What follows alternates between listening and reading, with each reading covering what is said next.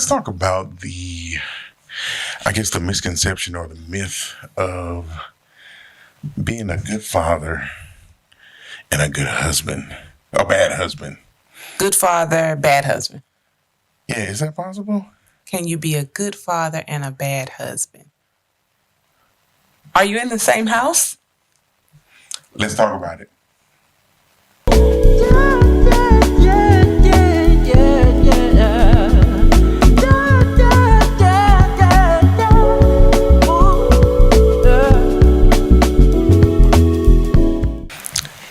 Okay.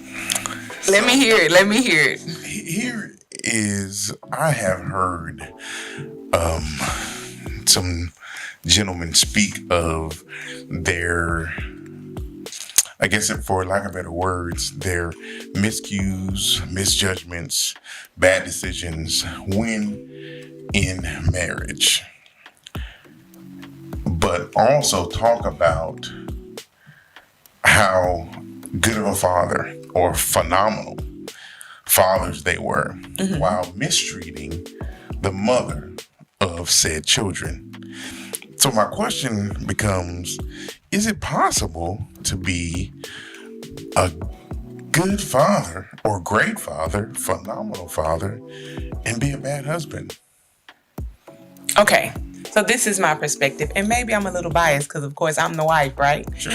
So if we're in this relationship and we're together, we're in the same household, because we're not talking about people who are divorced and, hey, this didn't work, so I'm just trying to be a better father, so on and so forth. We're talking about actively being a husband present time and a father present time.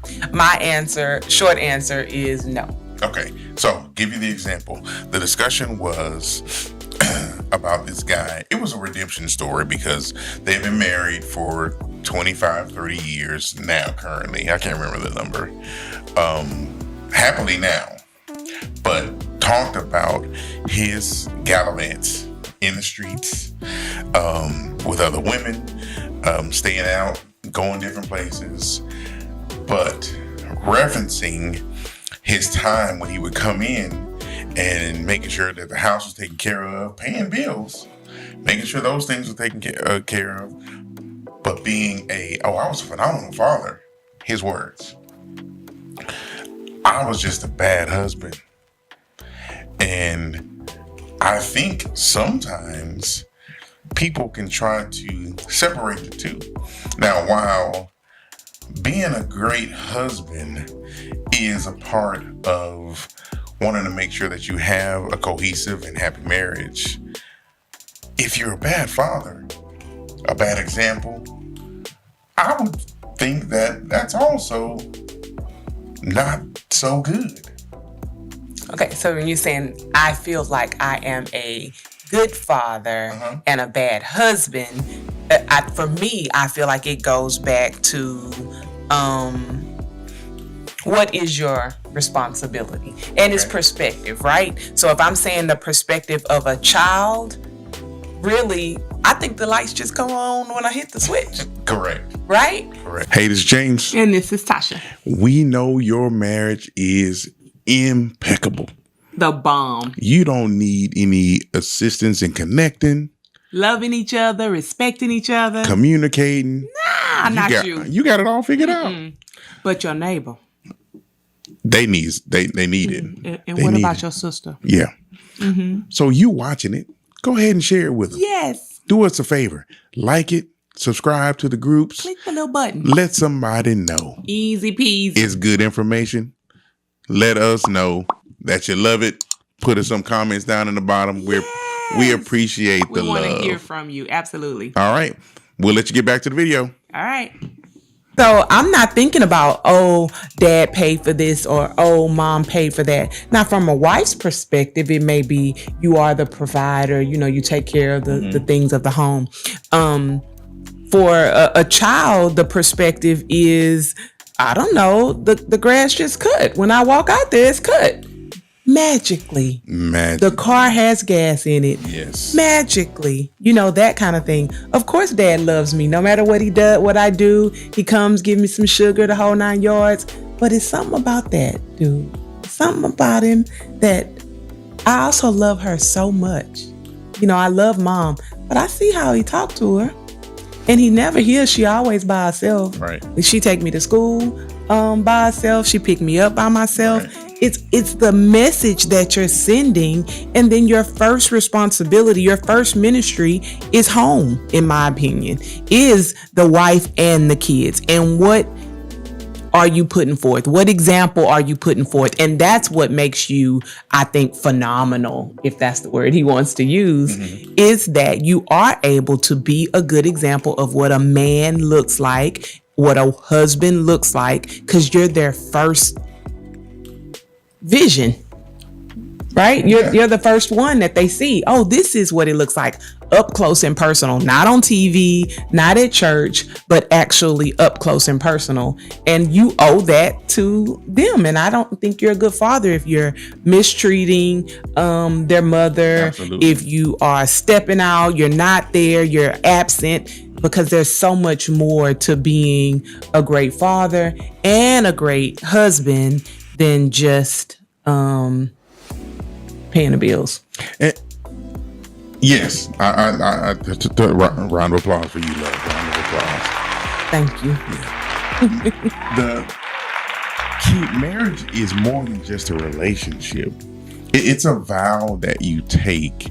And of course, according to Ephesians 5:25, it says, "Husband, love your wives just as Christ loved the church and gave himself up for it." And many people don't realize what that actually means. That is a command for us to love our wives. Loving your wife is being the priest of the home, is being the provider of the home, being the example for the children if there's children in the home. And all of that it's all encompassing. Those are hats that you wear. And I think many times we miss the fact that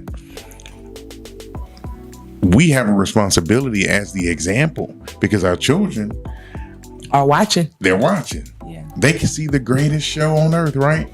Behind the curtain, looking to see how's mom treating dad, how's dad treating mom. It's really important that we are doing the right things so that they can emulate those steps. Yes, I agree. So that when they get into relationships, they know how someone is expected to treat them. Mm-hmm. So, and how they're expected to treat someone else. Absolutely. Exactly. Absolutely. Exactly. So if you fail to be a good example by treating mom right or treating dad right, you fail your kids. And are you really that phenomenal? I beg to differ. I would say no. I would say no. Now, it's hard to look in the mirror and accept that. But I think it is something that we have to make certain that we know and we understand. We got to be careful how we do it. We got to be careful how we do it. You know, your boy Solomon, talking about in Proverbs, I think it's he who finds a wife finds a good thing. Right. He talks about that. And I know you guys are reading through that proverb. So it's important. If she good, treat her good, man. And I think you owe it to your kids to do that too. To be phenomenal parents, if that's really what we're doing, that we're working at it. Not that they have to see that things are oh so perfect and we never fight and fuss or whatever, because that's part of life, right? You're going to have disagreements, but how do we handle that? How do I handle those disagreements with him? Am I cussing and fussing and hitting below the belt? Or do we sit down and have a discussion? Because that's how you want them to handle things, or that's how you want someone to handle them, whether that's a daughter or a son. So I think just showing them how to do it now, or, when they're younger, so that, as they grow, they understand, okay, this is how I deal with those type of conflicts. This is how I deal with those type of feelings or emotions and those type of things. And that's real. This is the commitment that I made to mom. And so they see that commitment through you being there, you showing up, you talking things through, and not just being absent.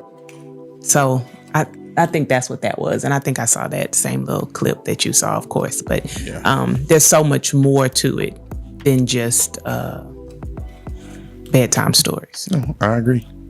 I totally agree. So there you have it.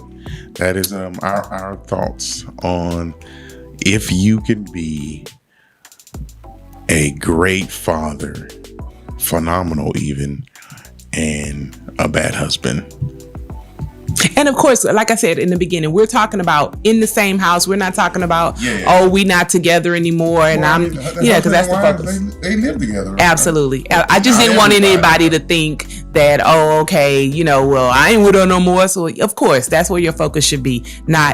You still need to be a good person to your children's mother or your ex-wife, whatever the case may be. But we're talking about if you're in the same household. In a marriage. There you go. Yes, in a marriage relationship. Yes, most definitely. Yeah. All right, there you have it.